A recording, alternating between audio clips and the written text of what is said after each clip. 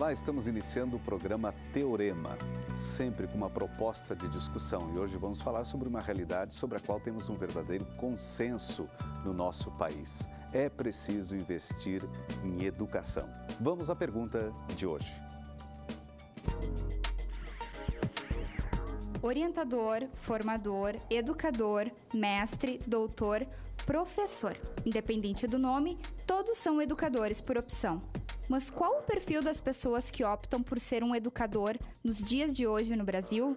Como está a relação de professor e aluno na sala de aula? Afinal, ser professor para quê? Esta é a questão do teorema de hoje.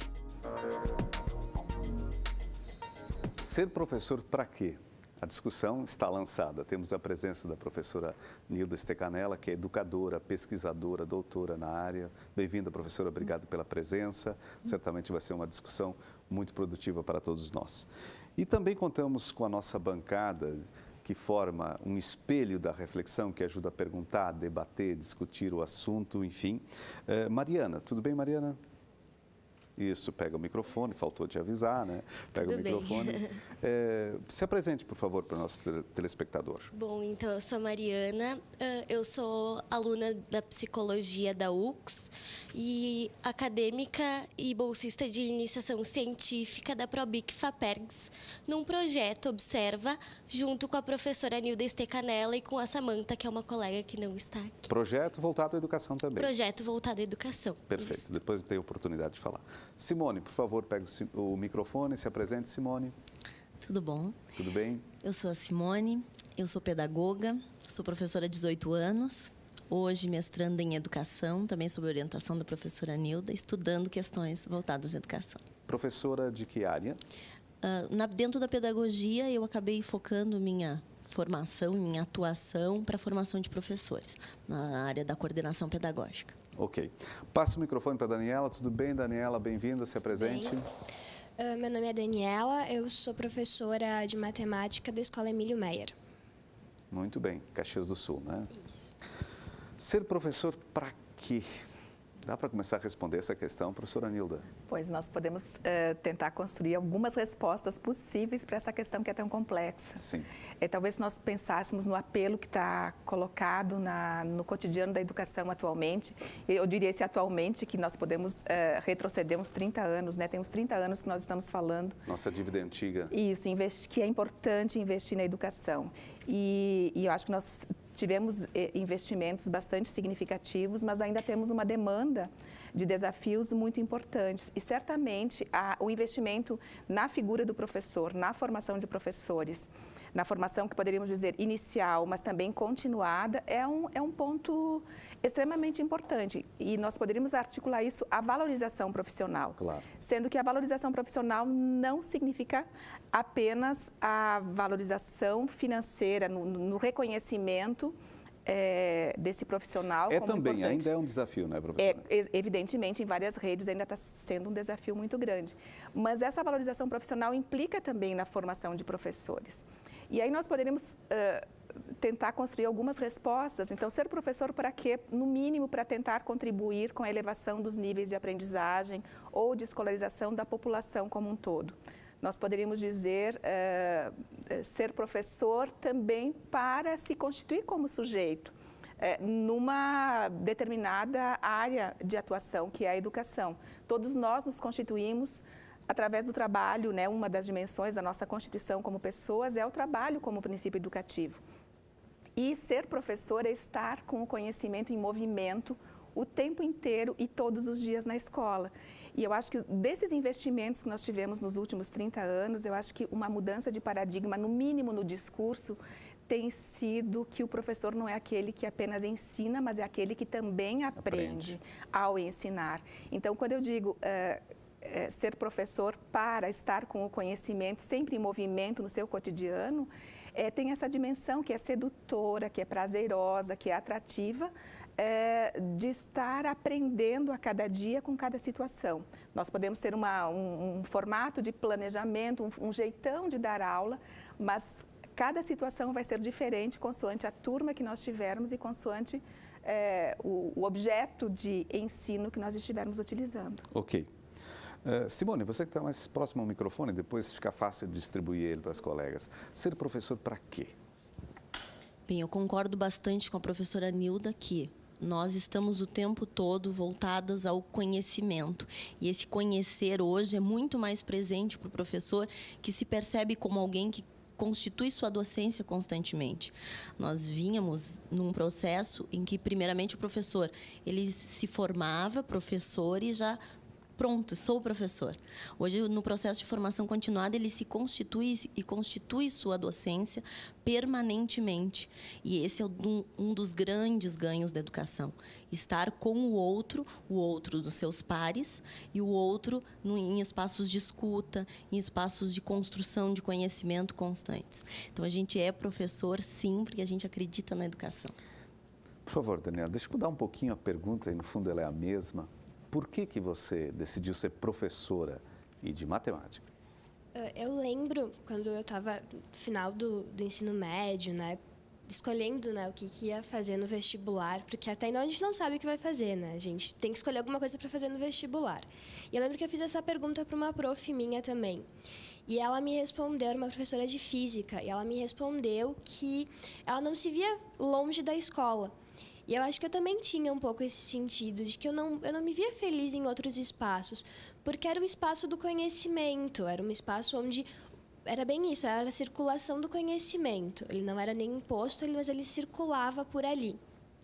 E eu acho que foi muito disso durante a minha formação, né? Que ainda está em formação, né? De fazer com que esse conhecimento ele gire, ele circule, e de modos diferentes, né? Não dos modos tradicionais. Então, eu fui para uma das ciências duras, né? Claro, às vezes até um certo tabu, exatas, né? Matemática. Mas eu acho ela tão legal, tão divertida, né? E dá para fazer com que ela seja divertida. No cotidiano das crianças, na sala de aula, claro, aproximar as realidades. Claro, e mostrar a cientificidade, mostrar o teorema, fazer a explicação de como que veio. Mas muitas vezes a gente esquece que existe um contexto histórico, existe um porquê, né, daquela fórmula ser do jeito que ela é. E tem como fazer esse conhecimento ele ser mais próximo do aluno, sem perder a essência dele, né, que é o que, pelo menos na matemática, a gente acha o mais interessante, né? A essência dele, a pureza dele. Uhum. Passe o microfone, por favor, para a Mariana. Mariana, você não é professora, também está cursando licenciatura? Ou não, é bacharelado em psicologia. Perfeito. Mas a psicologia tenta explicar muita coisa, entender muita coisa, né? Por que ser professor? Pois é, eu acho que eu consigo fazer uma interlocução disso, dos conhecimentos da psicologia com a pesquisa, né? E o que a gente tem visto nas nossas saídas de campo está muito ligado à questão da relação aluno-professor. Eu vejo que os professores procuram muito formar aquele cidadão, existe essa preocupação em conseguir passar o conhecimento científico, conseguir fazer com que a escola seja um espaço de conhecimento científico, mas, de qualquer forma, eles têm a preocupação com o aluno, com a subjetividade desse aluno. O ser humano que está aí em construção também. Exatamente. Com as particularidades, eu acho que há uma troca nesse sentido. Professora Nilda, certamente, diante da colocação das meninas aí, aparecem pontos importantes a serem aprofundados. Eu sei que também a senhora quer perguntar para elas, enfim, fique à vontade, mas, por favor, diante dos aspectos já desenvolvidos ou algum outro que a senhora queira introduzir nessa questão de ser professor. Eu acho que nós temos aqui exemplos ou talvez testemunhos de um processo de identificação muito positivo com a função professor, com a profissão professor, tanto Simone quanto a Daniela. A Daniela, né, uma jovem professora de matemática que vem aqui falar sobre a matemática de uma forma prazerosa e uma escolha autônoma pela profissão professor. E aí nós poderíamos nos perguntar, e talvez colocar para as meninas também, como é que nós podemos reverter esse processo de vitimização do professor, que tem tomado alguns casos isolados e que tem generalizado esses casos, que o professor é alguém que trabalha muito, que se incomoda muito e que ganha pouco. Vítima de violência. E ainda seria vítima de violência. Então, eu tenho tensionado esses rótulos, essas Certo. etiquetas, no sentido de localizarmos quantos professores no país são vítimas de violência. E talvez nós pudéssemos dizer quantos profissionais das diferentes áreas têm sofrido violência nos seus locais de trabalho. Claro que, se nós olharmos para a profissão professor, isso é mais concentrado, porque o contingente de população que está nos espaços institucionais, na escola especialmente, é muito maior, talvez, do que as demais pessoas que estejam nos outros espaços. Então, nós também poderíamos colocar uma outra questão, mas nós estamos tendo uma adesão cada vez menor dos alunos do ensino médio que buscam a profissão professor. Há muitos cursos com vagas, etc. Exatamente. Então, isso não é um desafio que a nossa instituição, que a Universidade de Caxias do Sul tem, mas todas as instituições de ensino do país que trabalham com as licenciaturas estão enfrentando esse problema. Porque está havendo uma adesão distanciada a essa profissão. E aí nós temos que nos questionar, nós professores, nós mundo adulto, que referência nós estamos sendo para a população que está na escola hoje, para que eles também trabalhem no seu imaginário para virem a ser professores. Na medida em que nós também nos colocamos e reforçamos esse lugar da vitimização. Então, eu tenho levantado uma bandeira de desconstrução desses rótulos, de localização mais específica, quer dizer, não é possível generalizar. E como as nossas meninas colocam, né, elas buscaram a profissão de uma forma autônoma e pela forma como colocam, me parece que são felizes com o que fazem. Poderiam ser mais felizes, talvez, se a valorização profissional tivesse esse reconhecimento mais elevado em termos de salário. É importante isso também. Junto com a TV Futura, nós estamos com um projeto de divulgar e fazer um banco de dados de cases positivos. Já que se tem poucos cases negativos e às vezes espalhados e tomam uma proporção indevida, também é necessário recuperar os cases de realização, enfim, entre aspas, de sucesso, que são muitos por esse país dos professores. Então, fecha na linha que a senhora coloca também. Exatamente. Eu só tenho a elogiar essa iniciativa porque justamente essa alegria em ser professora de matemática e tornar a matemática gostosa com as crianças e com os jovens da escola, que são pulverizados por um conjunto de outros interesses, precisam sair do silêncio, precisam sair do anonimato e da invisibilidade. E talvez eles possam estabelecer um equilíbrio entre esses outros desafios. Não estamos com isso sendo ingênuos. E nem ignorando o que existe, a realidade que é conflitiva. Mas precisamos localizar. Okay. A população como um todo e todos os profissionais têm se deparado com situações de violência.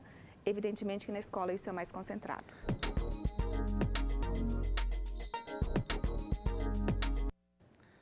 Ser professor para quê? A professora Nilda Stecanella está aqui para nos ajudar a responder essa questão. Também as nossas convidadas dessa banca de reflexão e diálogo. Temos a presença da Mariana, da Simone e da Daniela. Quem quer começar com uma questão para a professora Nilda sobre a educação? Você que está com o microfone, Simone? Pode ser? Aproveitamos? Prof. Nilda, antes do intervalo, então, nós discutíamos um pouquinho sobre essa visibilidade que devemos colocar na educação para as experiências positivas. Como a gente pode fazer isso para fazer com que as pessoas entendam e a sociedade veja na função do professor um papel muito importante? Olha, isso... Volto a dizer assim, sempre são questões complexas, porque depende das instituições, do grupo que compõe essas instituições, no caso a escola. Mas eu tenho defendido e também tenho trabalhado na formação de professores, e aqui abro um parênteses, eu também sou professora da educação básica, né? Sou professora da educação básica há 31 anos. E 1/3 desse tempo eu tenho uma trajetória aqui no ensino superior. Eu penso que a prática reflexiva do professor, estimulada no espaço individual, mas também no espaço coletivo e sistematizada, porque o professor tem que refletir sobre o que ele faz.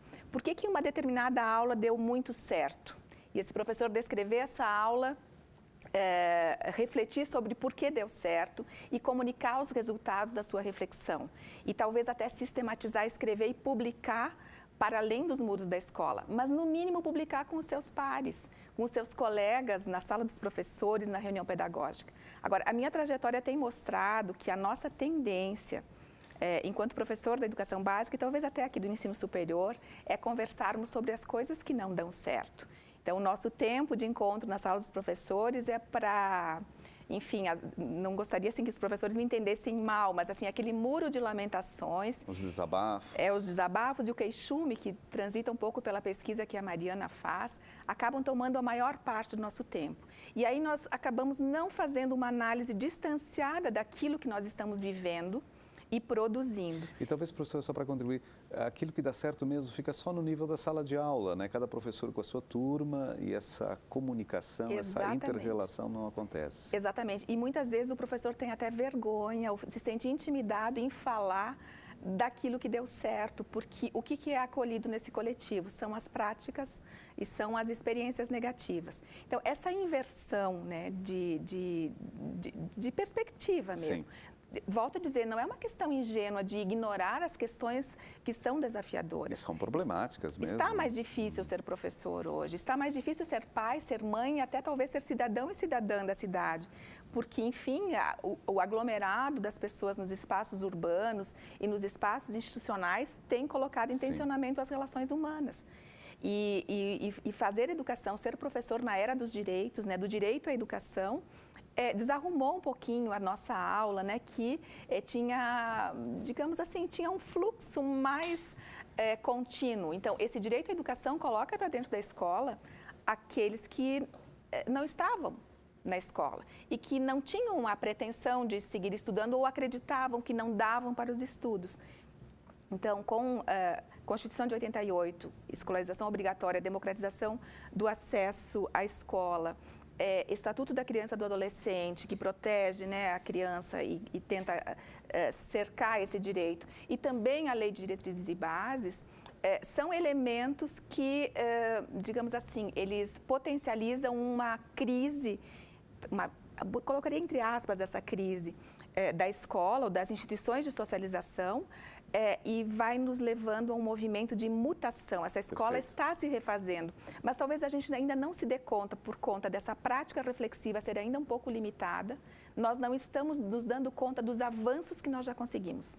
E aí fica mais fácil, às vezes, né, também talvez às vezes é uma situação um pouco cômoda, ficar nesse lugar de vítima, porque tanto a escola, quanto os pais, quanto o professor delegam para terceiros, para o outro, a responsabilidade ou a culpa. Em geral, nós estamos buscando culpados, mas Os não outros. é o caso. O outro. Mariana, pega o microfone, vê que você está concordando aí, mas lança uma questão. Na verdade, a minha questão corrobora um pouco com tudo isso que tu falaste, prof. Porque realmente a gente vê no cotidiano da pesquisa as questões da culpabilização. Surge a falta de limite como um dos problemas dentro da escola, a dificuldade na relação família-escola, essas reclamações cotidianas do professor dentro da escola e o não questionamento, eu acho, também em frente à sua prática, porque, como a gente falou antes, existem coisas muito boas sendo feitas dentro da escola e que talvez não são valorizadas e não são refletidas a ponto de colaborarem com outras aulas, com outras atuações de professores e tal. Então, a minha pergunta vai na questão de como conseguir fazer com que esses docentes pensem a respeito da sua prática, tentando visar a melhoria no que for possível e a valorização do que está sendo feito, e não a culpabilização de aspectos. Enfim, Certo. Eu só vou aproveitar, Nilda, vamos colocar também a questão da Daniela, porque eu tenho medo que o tempo termine e não dê tempo dela colocar, e talvez tu possa aí conjugar uma resposta conjunta. Também eu percebo bastante, né, isso que a prof estava comentando, de que é difícil ser professor, né? Não é uma tarefa fácil. E que em vários momentos, né, a gente trabalha demais, leva trabalho para casa, prova para corrigir, prova para fazer. Então, realmente, existem todos esses setores, né, que a gente não pode negar. Mas também existe o lado, né, de que a gente tem como ir mudando, fazendo micro mudanças, né? É difícil mudar um contexto geral, mas a gente consegue ir fazendo micro mudanças para tentar solucionar esses problemas que a gente tem, né? Que vão surgindo na escola. E também eu vejo que às vezes a gente tem algumas dificuldades, né, em fazer algumas coisas acontecerem, né? O direito à educação colocou muitos jovens, né, que às vezes não estariam na escola, que estão e que a gente tem que trabalhar com esse jovem também. E eu acho que a minha questão fica mais nessa, né, de como é que a gente trabalha com esse jovem, né?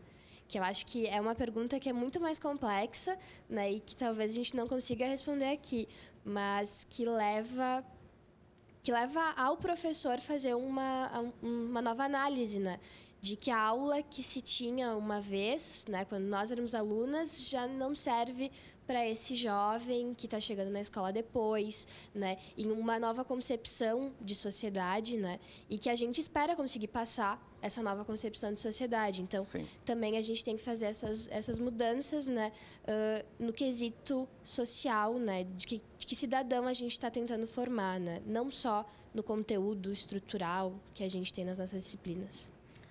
Perguntas inteligentes dessas meninas, né? Eu acho que as perguntas que elas fazem já têm, assim, um conteúdo, um caminho de resposta, né? Então, eu diria assim, primeiro, o como não há uma receita que nós possamos retirar de uma determinada escola, de uma determinada prática e aplicar em outra situação. Agora, existem testemunhos que podem ser inspiradores de possibilidades. Enfim, se não gosta da profissão, vai fazer outra coisa. Que talvez até seja muito mais rentável, enfim. Se realiza mais, faz melhor. Exatamente. Então, eu volto a insistir na questão da prática reflexiva do professor. E como ela se faz? Eu acho que esse como é possível responder. Existem várias formas de fazer. E você, Daniela, trabalha com a pesquisa como princípio educativo lá no seminário de pesquisa com jovens do ensino médio. E está com o olho brilhando, dizendo que está conseguindo tornar a matemática atrativa. Então, aqui nós estamos falando de professor distanciados daquele espaço, mas nem tanto, porque todas nós temos alguma inserção via pesquisa, via professor reflexivo lá no espaço da sala de aula mesmo, ou via professor que faz a formação continuada do professor na coordenação pedagógica. Agora, se o professor tivesse, né, se ele desenvolvesse essa capacidade reflexiva, que também é investigativa sobre a sua docência, que tipo de professor eu me constituí, como eu me constituí, que tipo de professor eu quero ser, em que aspectos eu posso mudar e me ancorar com os meus colegas e sair do meu problema que é individual, que de repente é coletivo, mas as soluções também podem ser encontradas coletivamente. E eu diria a vocês, assim, como uma esperança, eu me considero uma professora realizada e feliz e tenho testemunhado isso em todos os lugares, né? Seja na educação básica ou aqui. E eu diria que a valorização profissional pela questão financeira, eu acho que nós não estamos muito longe de chegar a isso de uma forma mais homogênea, porque está faltando professor. Não lembro da fonte, mas no país hoje nós temos em torno de uma demanda de 300 mil professores em falta. Algumas áreas são mais específicas. E agora, com a escolarização obrigatória a partir dos 4 anos de idade aos 17 anos... Mais ainda. Isso mais ainda. Uhum. E a questão de como trabalhar com esse jovem, eu sei que não temos mais tempo.